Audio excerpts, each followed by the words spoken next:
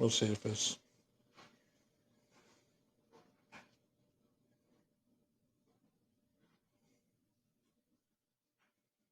okay. That should be.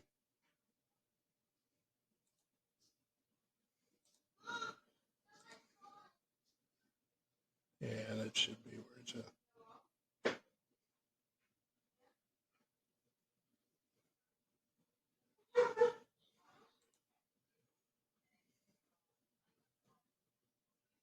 All right. Now, are you still there, my guest? Go ahead and finish. Are you? Oh, you get okay. Do what you got to do.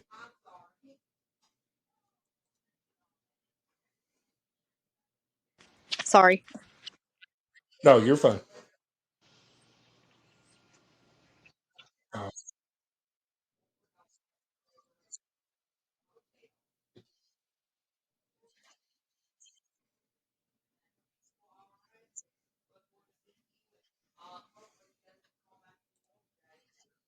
okay.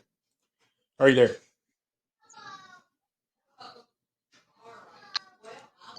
Yes, I'm here.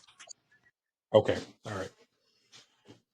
All right. So it should be hopefully now. People were saying I don't know why it didn't leak on, but it. I should be on now.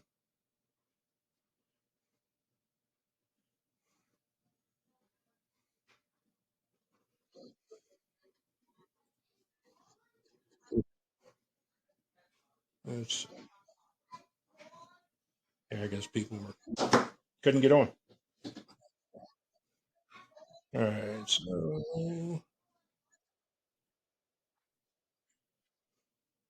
all right. For everybody that did not get to hear the opening, let me see how many people are there.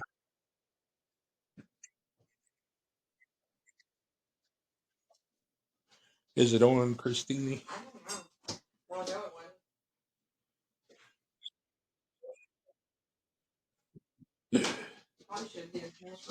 We must be.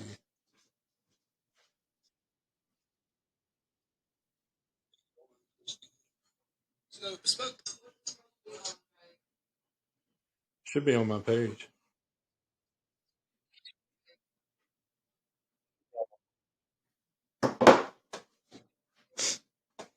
3 viewers. So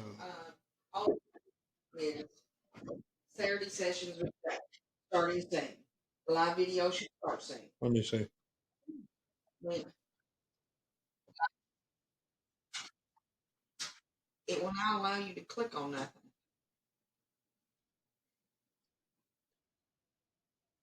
Okay. Well, it says 3 viewers now, so I don't know who 3 viewers.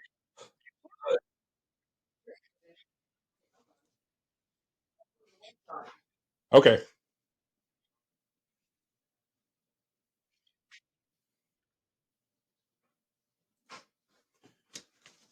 Trying to give a couple minutes, see if anybody gets on.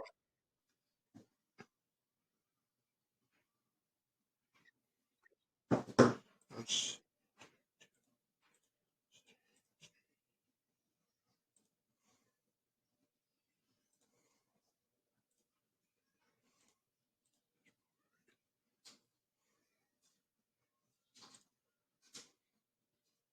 all right, 2 viewers.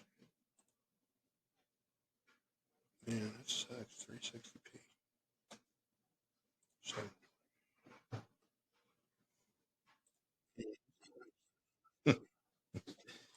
okay. I don't know if anybody can see me now. Take that off. Put that on.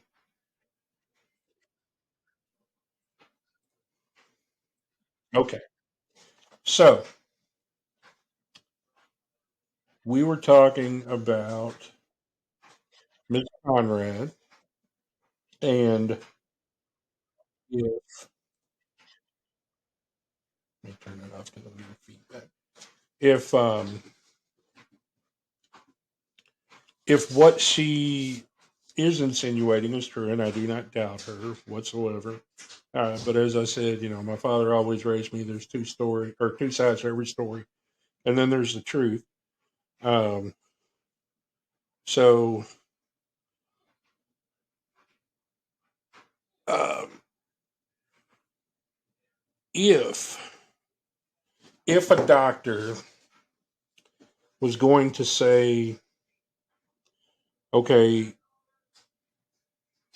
I'm going to recommend her go to Western State, which I take it is Western a substance abuse facility, or is that a mental facility?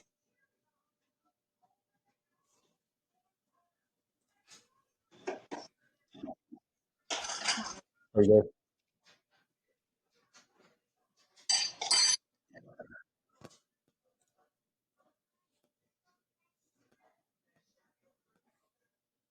Hello, Hale, are you there? Yes, I'm here. Okay. Is Western State a substance abuse facility or a mental health facility? From my understanding,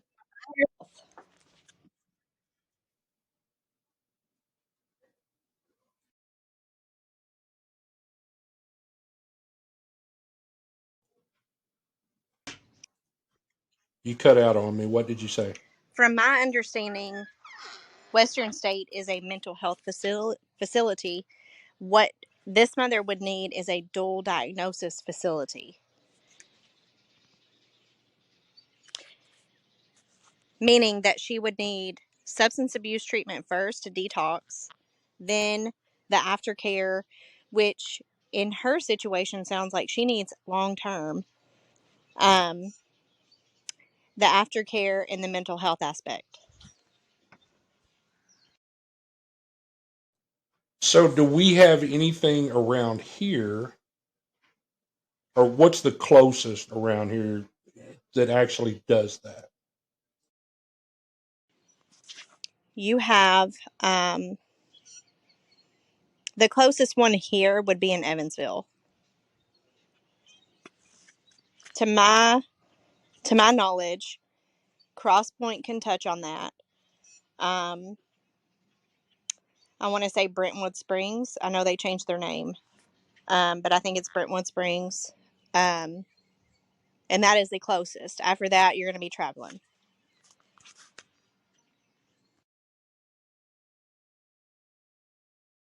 Okay, so for people that don't have transportation or can't afford the facilities, I mean, I'm sure they do with Medicare and Medicaid and all that stuff.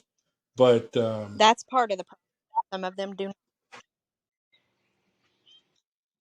okay, so some of them don't. Well, that's going to be a huge issue Yes, some if they don't do that. some of the facilities will only, if the insurance will not pay, you're going to be paying out of pocket. So that's why it's very important to figure out that before you know, especially in a Casey's Law, you want to make sure where you're going to send the person, because whoever is up, and again, this is my understanding, I could be wrong, but the person who is applying for the Casey's Law is responsible for payment. So if that person And I'm not, sure that gets pretty expensive. I'm sorry, I'm sure that gets pretty expensive. it definitely can. But I also know several facilities that take Medicaid, Medicare, who are, I mean, who are amazing as well.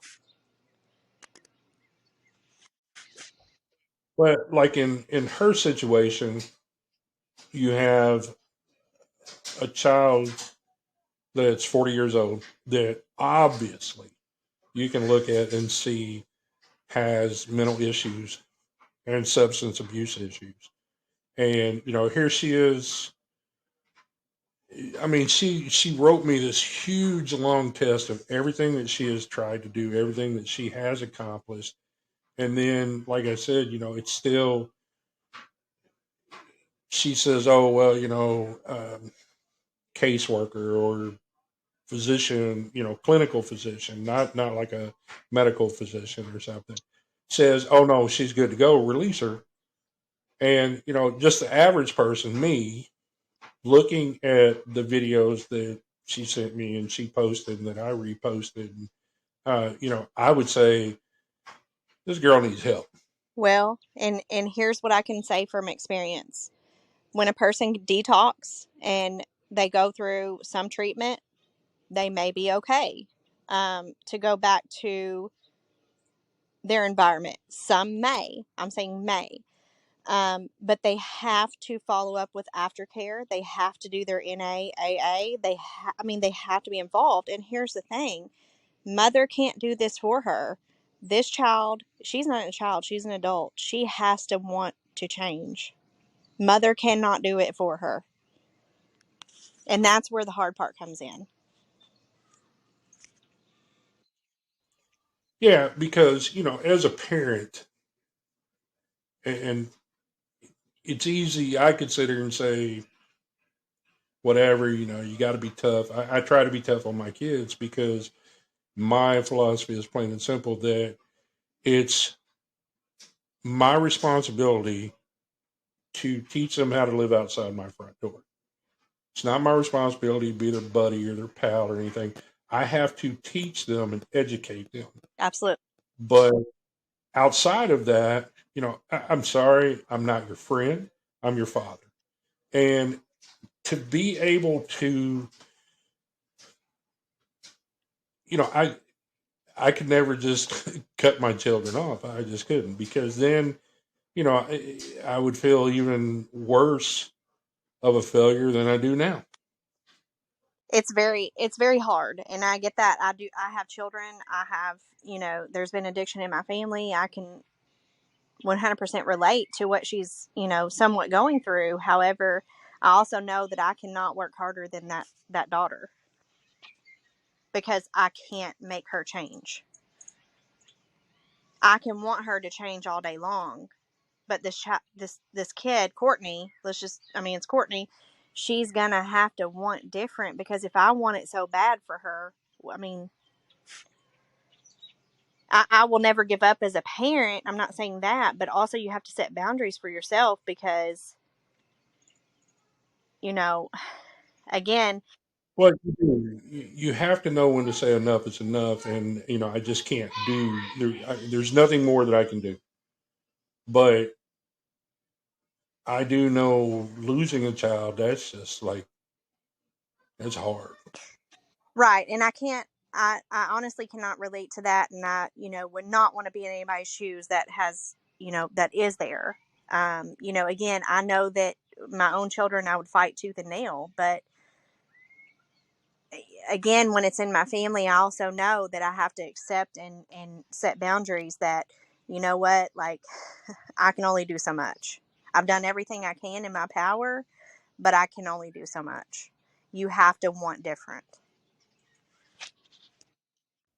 So, on the mental health part of it, your recommendation, what would you say that Mrs. Conrad needs to do?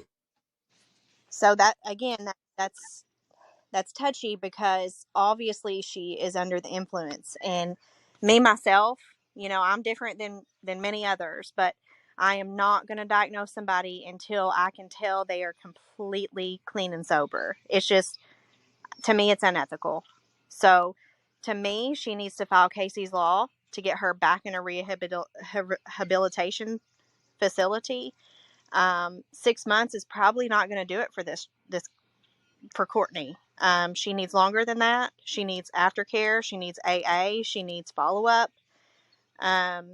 And she may need away from Henderson. After that, she can absolutely get, while she's in this facility, she should be seeing a mental health provider. So they can definitely, they at that point would know when she's clean and sober. And then they can begin to formally diagnose her. But as she is right now, that is complete drug induced. Now, with it being um, like you're saying, complete drug induced, that's another topic, that we have to touch on in this community because, as I stated earlier, statistics, and I know a lot of people didn't get to hear it because the feed wasn't going through Facebook, But you want to know locally. Here's local.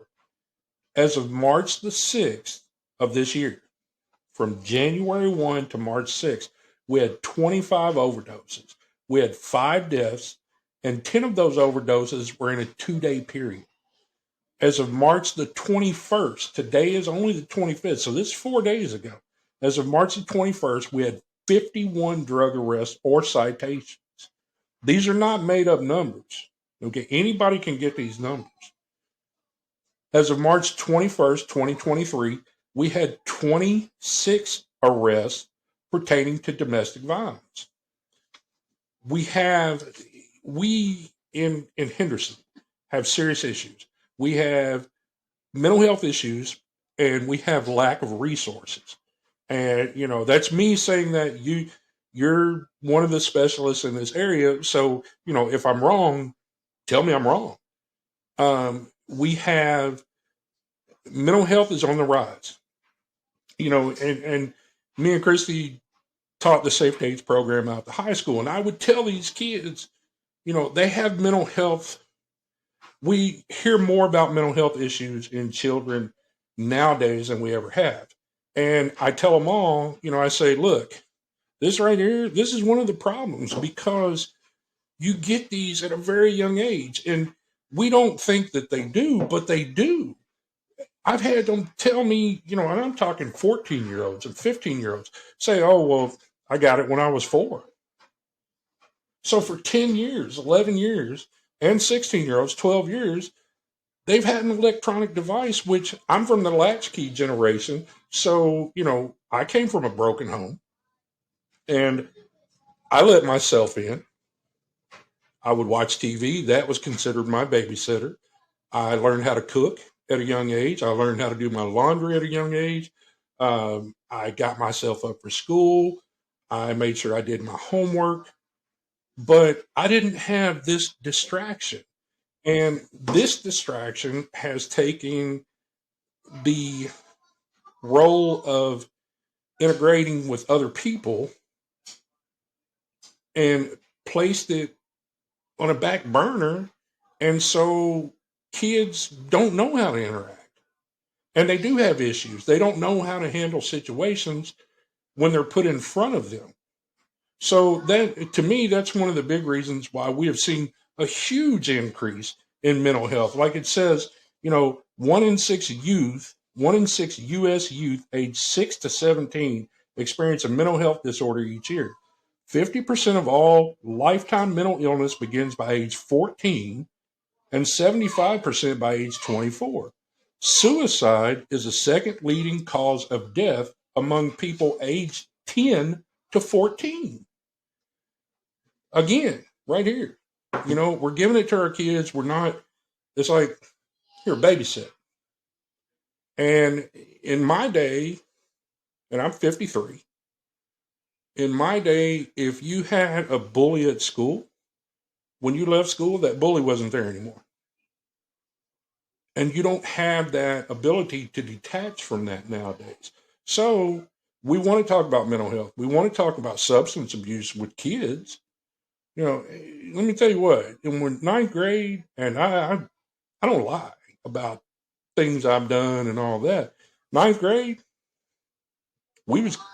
me and several other people that are now preachers and everything else, we was over at the I don't remember what it was called, Quick Pick or something, across from North Junior High, where the medical facility is at now. We was standing behind there smoking weed.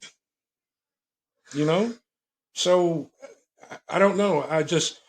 We want to talk about mental health, but yet we see it as a major impact in our community, but we're not doing anything about it. It's like you said, they have them in Evansville. They have Western, they have Hopkinsville. I was talking to Nicole Fields, and she was telling me, I think she said that the one in Hopkinsville was probably a dual diagnosis, I think is what she said. But we don't have anything here. Why are we not addressing our issues here? That's a huge problem. I learned that, me and Christy learned that immediately after Chloe was murdered, because there was nothing here. We had to go to Evansville. If we wanted a support group, we had to go to Louisville. That was the closest we could go.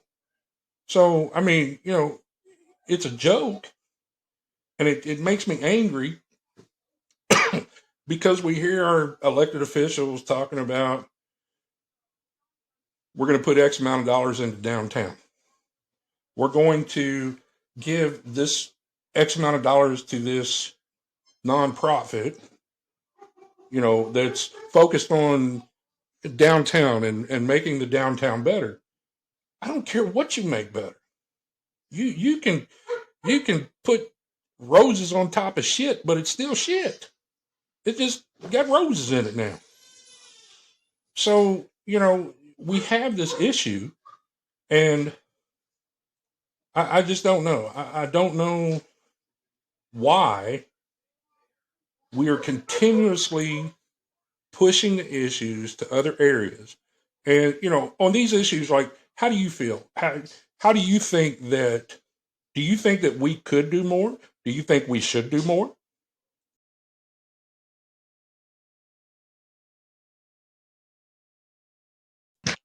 That question for you, El. So my phone's about dead. I just want to say, again, as a mental health provider, we absolutely should be doing more. Um, I'm here as an independent person. I know there's a community mental health center. I know that there's other agencies, and we are all trying, but we are only one people. So, I think that it has to come down to looking at the real issue in our community and stop with all the other stuff. Um, and I'm not going to go into detail because, again, that'll be pinpoint on me. But, we definitely have to look at the crisis in our society, drugs, mental health, um, and stop pushing it away.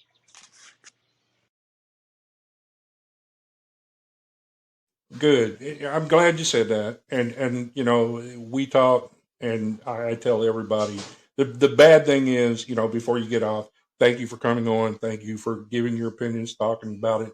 Uh, the bad thing is a lot of people in your position and people in the justice system, they really do give a shit.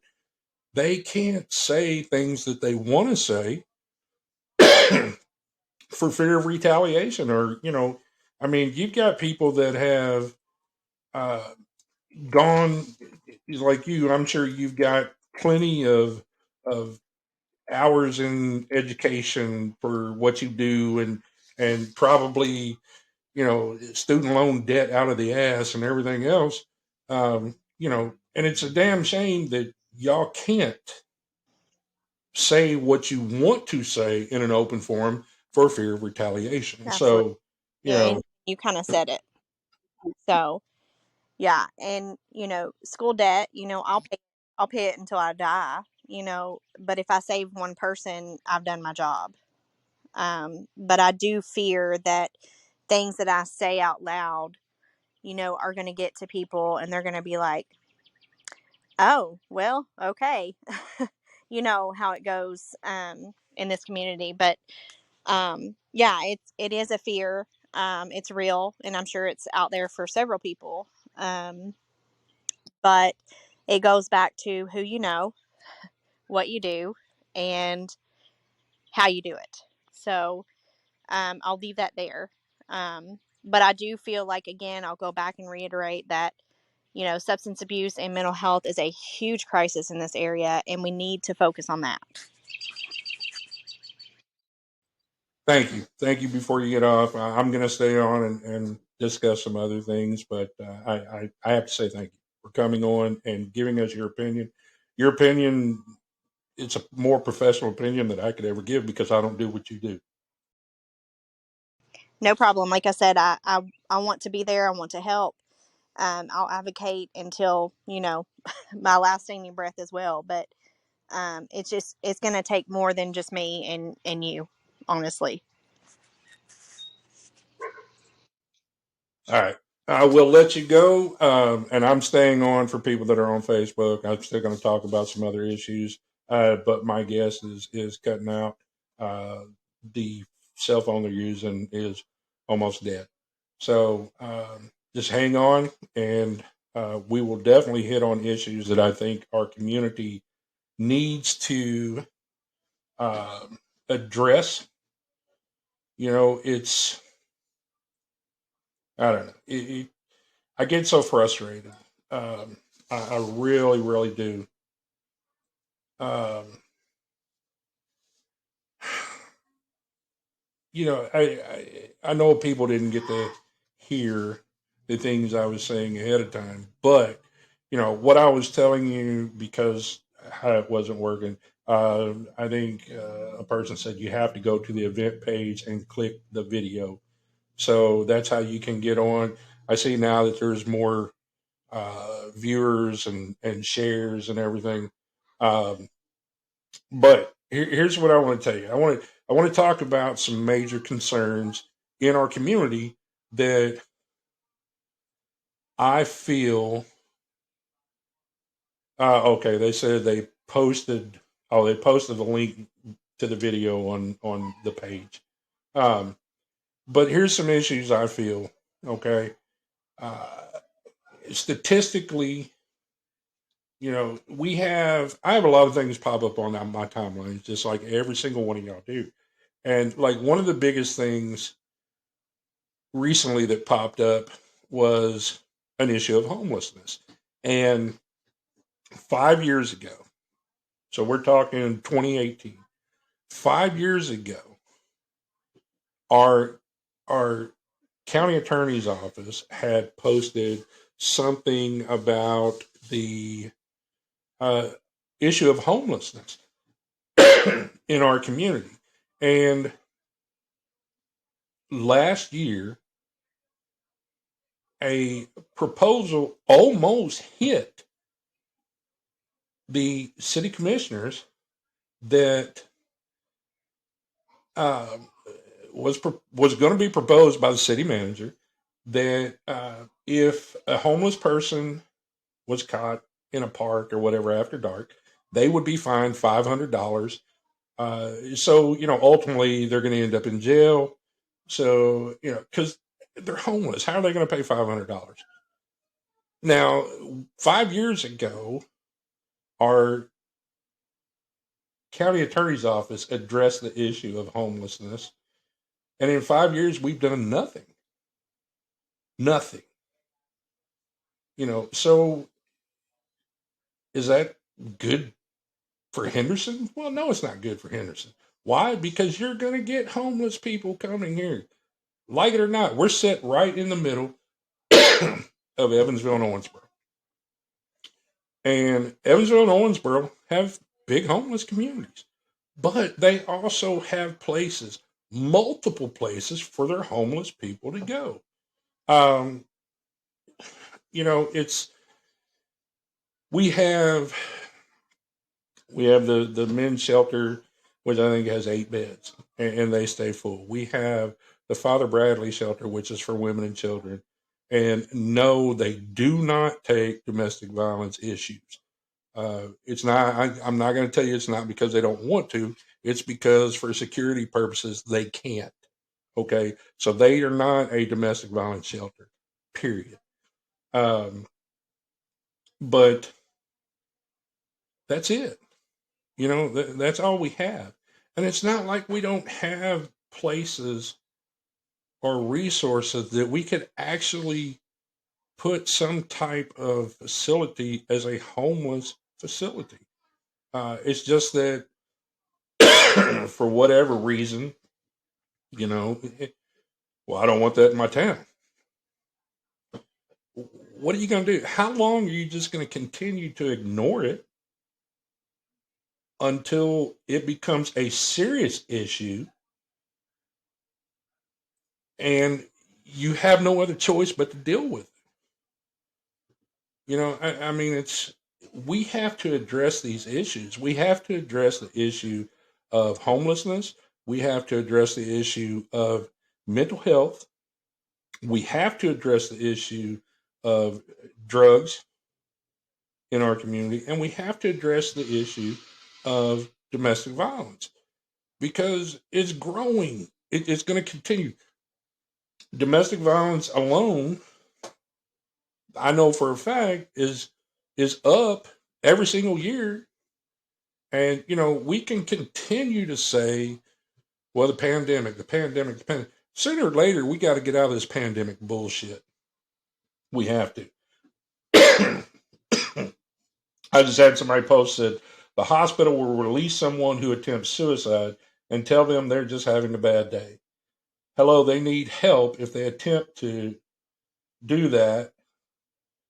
And it's the truth. They do need help. Western state is mental health. Okay. Um, hey, Jeff. Hello, Kelly. Um, somebody posted, she isn't in her right state of mind if she isn't fully capable of wanting anything for herself. When is someone else allowed to step in? And it's just like Casey's Law. We always talk about Casey's Law. But recently, and I don't know if a lot of people know this, but recently, um, legislators went in and changed Casey's Law. They actually made it harder for somebody trying to enact Casey's Law and made it easier for the person, you know, to be able to say, oh, I'm fine. I mean, we're failing our people. We are failing them. It's somebody just said we have a lot of homeless people on the East End. They're so desperate, they're breaking in outbuildings to try and get out of the code. Next, they'll probably break in our homes. Yeah, they probably will. I mean, it's going to happen. You know, Evansville, and we see the uptick in Owensboro, is having a lot of violent crimes. What's going to happen when that comes here? Are we going to turn our back on it too? I mean, we've got to expect and demand better from who we elect, because they have the power as legislators, as lawmakers, and that includes our local politicians. That includes our city commissioners, our mayor, our county judge executive, um, our magistrates. They have the ability and the power to recognize these issues and to address and deal with these issues. So they need to start doing it. They need to start doing it. We are not benefiting our community any at all by saying, let's put this sign up downtown and, hey, let's take selfies there. Okay, what are you going to do when a homeless person starts sleeping on that, or in front of it, or behind it, or wait? City manager wanted to arrest them. Give them a ticket, $500. Then arrest them because they're not going to be able to pay the ticket. So if you can explain that logic to me, then please do it. Because I don't know, common sense, rational thinking, just being plain old stupid or whatever. I just, there's no logic in that. I reached out to,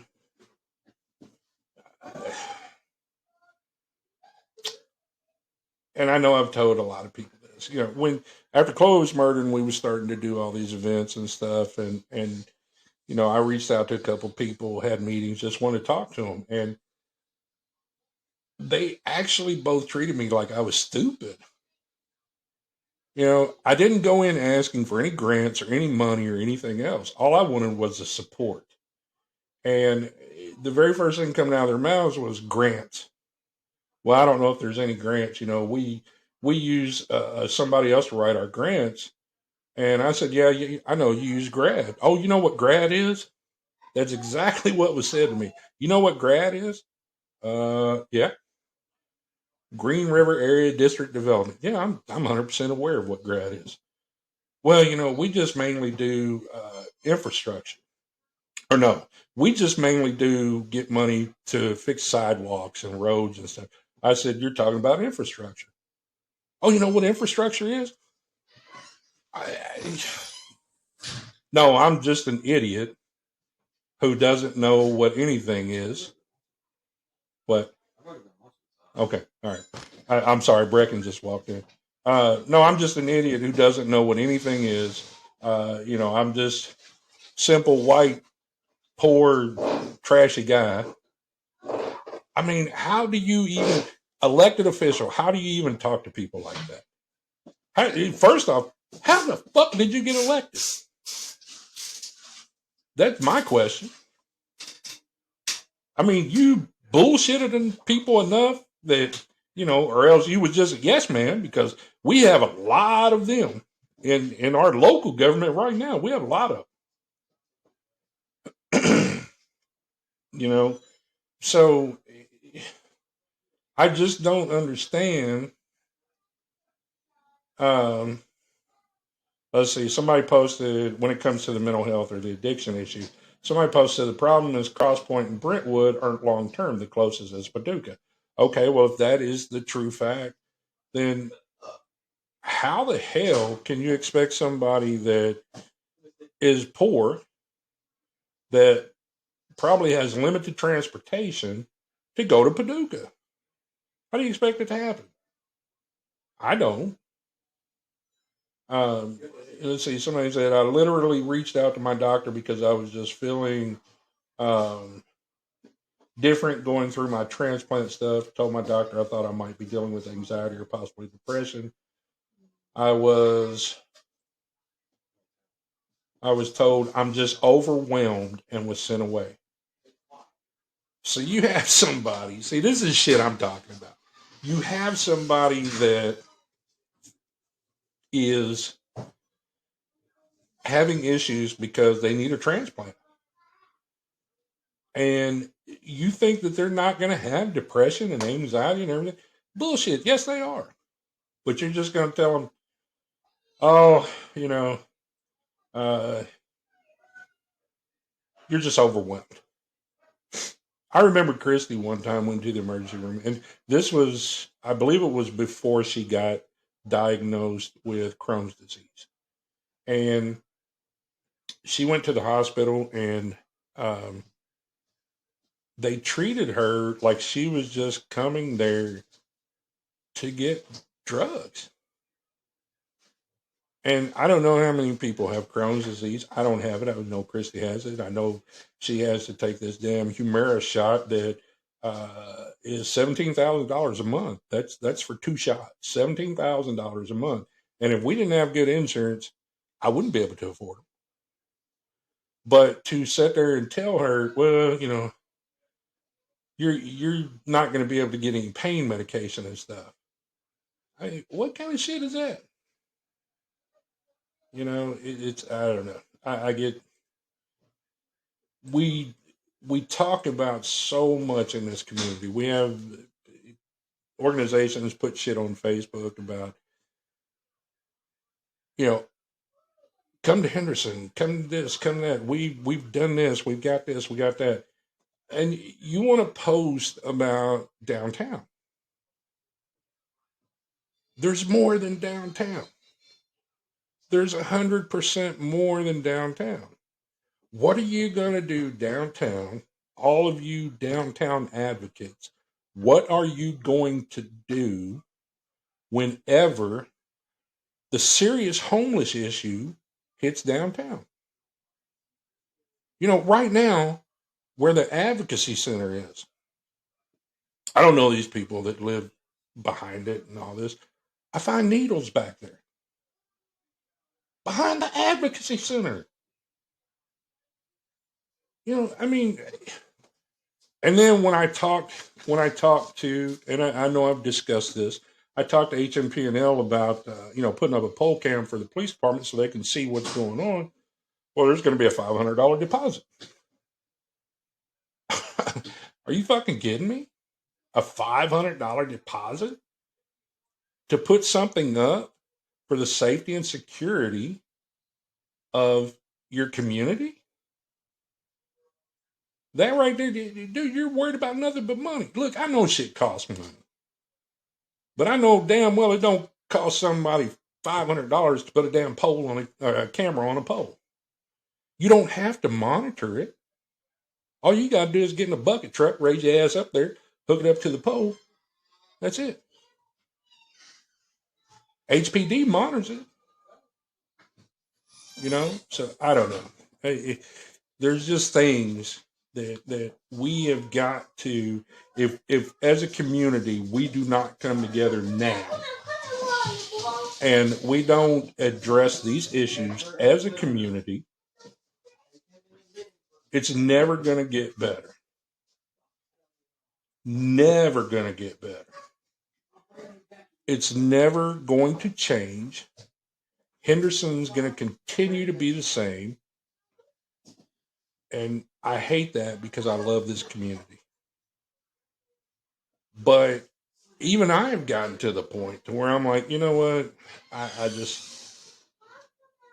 don't know how much longer I can stay here.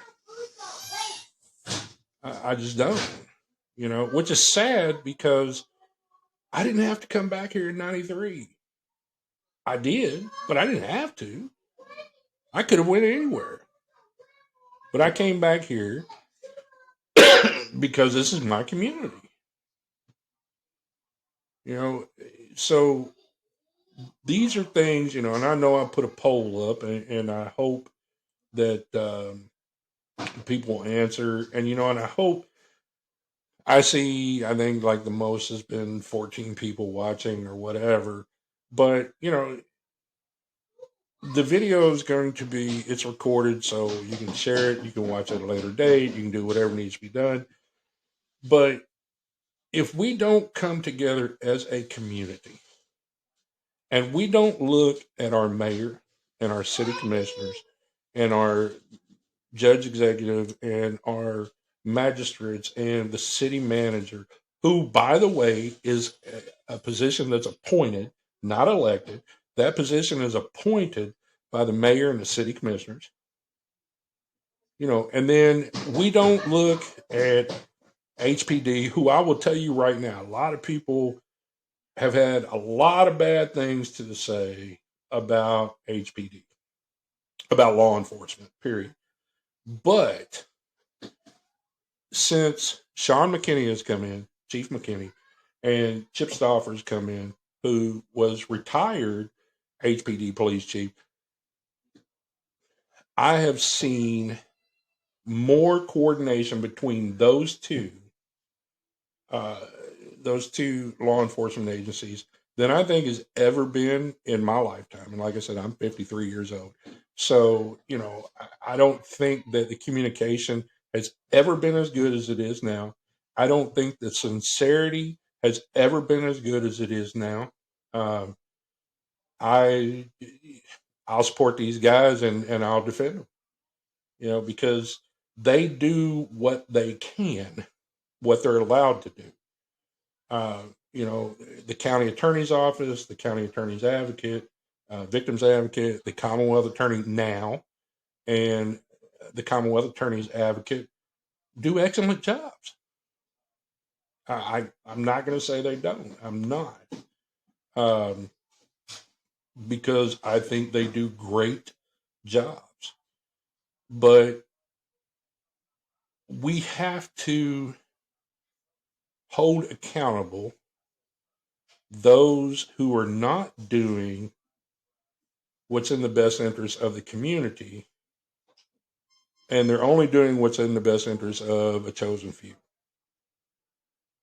I hate to use the word minority, but they support the minority and not the majority. And it's got to stop. We've got to stop doing it. Whether it's me or whether it's anybody else that gets elected or serves or what, I plan on running again 2024. So I'm taking my seat back, and if I don't do the job, hold me accountable. Please hold me accountable.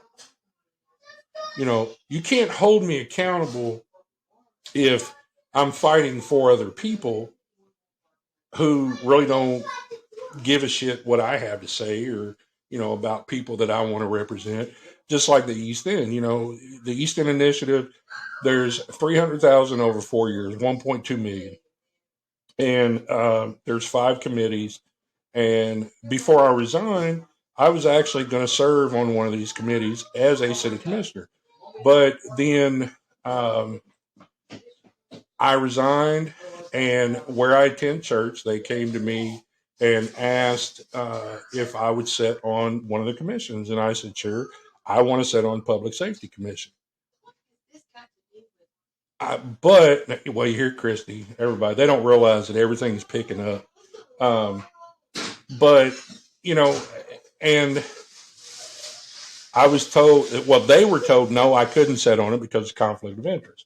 So, these are people that can change all of these things that I'm sitting here talking to you about. They have the ability to address the issue of the drug overdoses, address the issue of the homelessness, address the issue of the domestic violence issues, address the issue of the mental health issues.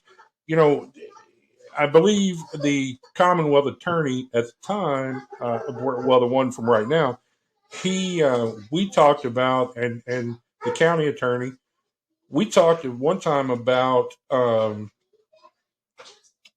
children.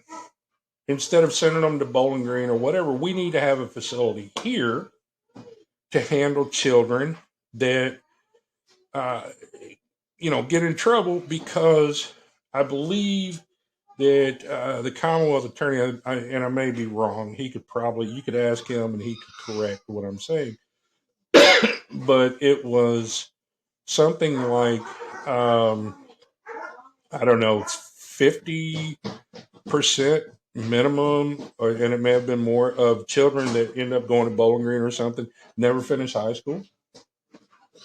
Okay, so hold on. Hey, hold on, guys.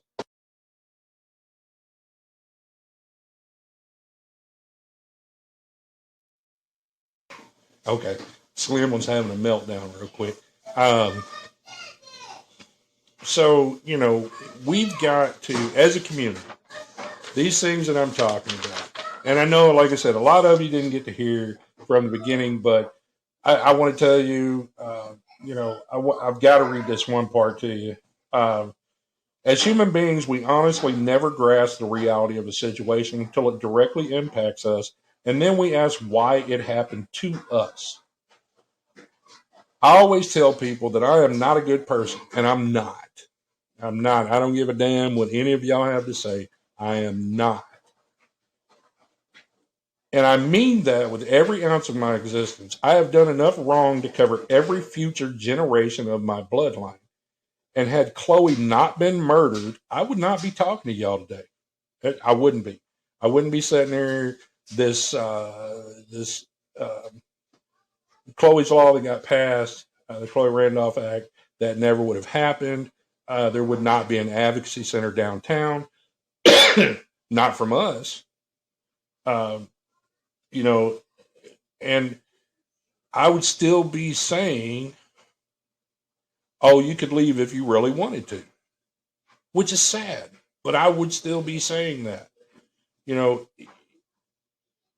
anytime I talk to a group of domestic violence victims, or I'm talking to somebody about stuff, I apologize to them because I owe them that apology. Because I was that asshole, and still would be, that would say, "Oh, you could get out of it if you wanted to." In 4 years, I've learned more than I ever knew existed about domestic violence. Never, ever knew existed about domestic violence. I've learned more about substance abuse and addiction dealing with the Warren Center. They help us out with a lot of things. And I talk to these ladies and I ask them, what are you in for? What's your sentence? What happened? Why are you here? What did you do? Just all this stuff I ask them, and they answer all of it. And I've learned a lot from them. I really have, a lot that I never knew existed. Um, you know, to see things, one of the things, like when I talk about implementing a plan or actions or something, I hate to hear, well, we're going to talk about it for 6 months before we even do anything. We worked hand in hand with um, the county attorney, the Commonwealth attorney, uh, the victims advocates, HPD, HCSO, and established a lethality assessment that was to be administered and is currently being administered by law enforcement to every domestic violence issue they have that they respond to. And it didn't take us a year because we saw the need, we saw where we were lacking, we saw how we could actually change it between us. So we had some meetings. Steve Gold actually, the plan that's administered is the plan that he came up with. He didn't develop it, but it's a plan um, that he knew it worked. So he talked about it, and we got that plan implemented, and it was something that everybody agreed on, and so it's in implementation now. I'm not saying that it has changed everything, but it damn sure has given us a better idea of people that we're constantly going to. People are getting resources. They have the ability to contact the resources they need. They each get a tear off that explains everything about the county attorney's office, explains everything about Marcy's Law. It has explains about the Chloe Randolph organization, and it has everything on it for all local organizations that can help, that they need to go to. Um, Blake, we'll talk about that on another one. I want to try to keep it as much topic on this as possible. Um, so when I hear when I read on my timeline that 5 years ago we was talking about homelessness, the Commonwealth attorney county attorney was talking about homelessness, and then 5 years later, the only thing that we've come up with is, oh, well, maybe we should put on the agenda to give a citation, a $500 citation, and if they don't show to court, then we're going to arrest them. So that's how we've decided in 5 years to deal with homelessness. Now, there's only one person that wasn't on the city commission in those 5 years, and that's the person that was appointed to my seat. So, you take it for what it's worth, and I'm getting ready to end this. Take it for what it's worth. I've talked about, the drug overdoses, the deaths from as of March the 6th. Again, we had 25 overdoses, 5 deaths. 10 of those overdoses was in a 2-day period. As of March 21st, 2023, we've had 51 drug arrests or citations. As of March 21st, 2023, we've had 26 arrests pertaining to domestic violence. That's not touching on the mental health part of it, because every time I try to reach out to somebody about that, oh, well, HIPAA. I'm not asking for a person's name. I just want to know statistics, local statistics. But, unfortunately, again, that's how it works. So I thank you all. I'm sorry that it was rough at the beginning. First one, hopefully next one will be better. But I thank you all. I thank you all for your comments. I look forward to doing this. Okay, somebody wants me to talk about intimate partner violence. Okay, here's the thing about it, and we explain this for you that do not know. We explain this to even the high school kids when we're teaching it. You have domestic violence and you have intimate partner violence. All right. Domestic violence is what happens under the same roof. Okay. You have two people that live under the same roof. You don't even have to be related.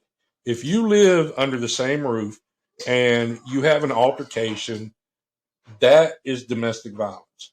Okay. Intimate partner violence is if you have been in an intimate relationship, if you have a child, or as I said, you engage in an intimate relationship, but you live under two different roofs, and they have issues, then that is intimate partner violence. Anytime you go to file an EPO, that's what it starts out as, an emergency protective order. Then you'll get a court date, and I think it's usually they try to get you in within 14 days from the initial filing. And you go, and the judge either, one, dismisses it, two, turns it into a DVO, which is a domestic violence order, or three, turns it into an IPO, which is an intimate partner order. Now, the thing about it is an intimate partner order can also involve like high school children. So, that's the thing. The person said, talk about intimate partner violence. That's one of the big things that even a lot of the kids and a lot of adults that we talk to, they have no idea about that. None whatsoever. They do not know. They do not understand. But that's, it is a thing. We talk about domestic violence, and then you have intimate partner violence. So we will break a lot of that down in future sessions, and we will talk about, the strictly domestic violence, and we'll talk about strictly mental health, and we'll talk strictly about addiction. We'll talk about homeless, and hopefully, I can get other people, that with the knowledge and the experience and stuff, to actually join in and be a guest and talk about these things. Um, but I want to thank all of you. I'm, like I said, getting ready to cut it. Thank you all for joining. This will be recorded. I'll put it out. And I look forward to doing another one.